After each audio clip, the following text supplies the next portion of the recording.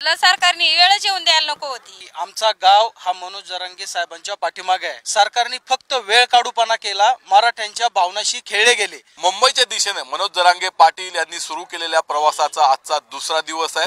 आजचा त्यांचा प्रवास गेवराई नगर या महामार्गावरून होणार आहे आणि या महामार्गावर जागोजागी ग्रामस्थ मनोज जरांगे पाटील यांचं स्वागत करण्यासाठी सज्ज आहे।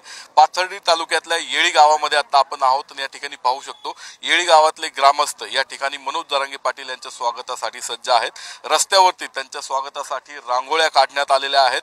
महिलांनी ह्या रांगोळ्या काढलेल्या आहेत आणि आपण एक वैशिष्ट्य कालपासून पाहतोय की महिला मोठ्या संख्येने मनोज जरांगे पाटील यांचं स्वागत करण्यासाठी जागोजागी रस्त्यावर थांबलेल्या आहेत।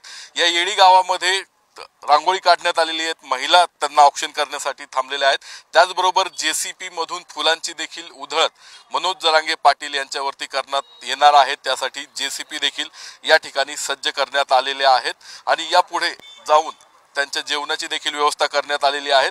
येळी गावातल्या ज्या महिला मनोज जरांगे पाटील यांच्या स्वागतासाठी थांबलेल्या आहेत आपण त्यांच्याशी चर्चा करूयात। ताई, तुम्ही बराच वेळ झाला इकडे थांबलेला आहेत आणि पाटलांना यायला वेळ देखील लागणार आहे, कसं तुम्ही त्यांचं स्वागत करणार आहात? आम्ही त्यांच्या स्वागतासाठी पाण्याच्या बॉटलची व्यवस्था केलेली आहे।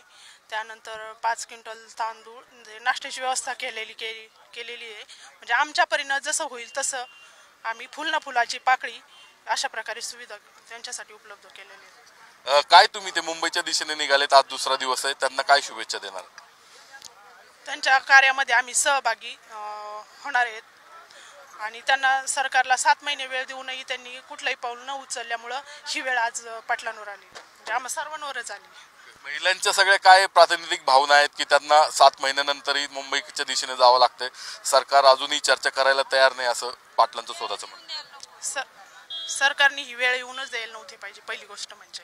हा ताई, तुम्ही काहीतरी सांगत होता? सरकारने वेळच येऊन द्यायला नको होती, कारण की आज त्यांना 7 महिने झाले तरी इतका वेळ दिला तरी पण त्यांनी त्याच्यावर काहीच हालचाल केली नाही।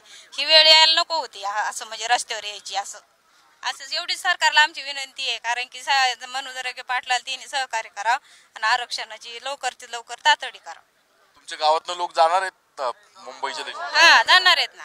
हा, जाणार। पाहू नये आमचा अंत पाहू नये, मराठ्यांचा अंत पाहू नये। हा, काही ग्रामस्थ देखील आपल्या बरोबर आहेत। या अजून चर्चेची मनोज जरांगे पाटीलांनी रात्री 2 वाजता जी सभा झाली सांगितलं की दर 2 दिवसात चर्चा केली नाही तर ते चर्चा करणार नाहीत सरकार बरोबर। मी अगोदर सगळ्यांना एकच सांगतो की आमचा गाव हा मनोज जरांगे साहेबांच्या पाठीमागे आहे। 1 मराठा लाख मराठा, आज 1 मराठा 5 कोटी लोक हे मुंबईत जाणार आहेत। सरकारला मनोज जरांगे साहेबांनी वेळ दिला, सरकारने फक्त वेळ काढूपणा केला, मराठ्यांच्या भावनाशी खेळले गेले। आज विधिमंडळ लोकसभेत मराठा आमदार आहेत, मराठा खासदार आहेत। जर सरकारने वेळ काढूपणा केला तर या लोकांना आम्ही घराच्या बाहेर पडू देणार नाहीत। पहिली गोष्ट, हे सरकार खूप वेळ काढूपणा करतंय। शिंदे साहेब असो, कडू साहेब असो, कुणी असो, हे येतात, वेळ काढून येतात आणि विधिमंडळात जाऊन तिकडे जाऊन घोषणा देतात आणि जरांगे साहेबांना सांगतात की आम्ही नंतर करू, हे करू। फक्त वेळ काढूपणा आहे। आज आमची ही शेवटची स्टेप आहे, इथून पुढे असणार आहात त्यांच्याबरोबर? आमचा सगळा गाव आम्ही सोबत आहे, नुसता मीच नाही। घरादारातून हे लहान 5 वर्षाच्या मुलापासून तर 70 वर्षाच्या म्हाताऱ्या माणसापर्यंत आम्ही सोबत आहोत आणि जीव गेला तरी चालेल जसं जरांगे साहेबांनी सांगितलंय तसं आमची तीच भूमिका आहे। आपण पाहिलं येळी गावातल्या ग्रामस्थांच्या आणि विशेषतः महिलांच्या काय भावना आहेत। काही तासांपासून ते मनोज जरांगे पाटील यांची वाट पाहत आहेत आणि त्यांना किती वेळ लागला तरी स्वागतासाठी ते सज्ज आहेत आणि त्यांचा उत्साह देखील कायम आहे। कॅमेरामन आदर्श कटकेसह नितीन पाटणकर, पाथर्डी, अहमदनगर। देश विदेशातील प्रत्येक घडामोडींचे लाईव्ह अपडेट मिळवण्यासाठी आता साम टीव्हीच्या सर्व सोशल मीडिया प्लॅटफॉर्मला लाईक, फॉलो आणि सबस्क्राईब करा। तसंच सर्व नोटिफिकेशनसाठी बेल आयकॉन प्रेस करायला विसरू नका।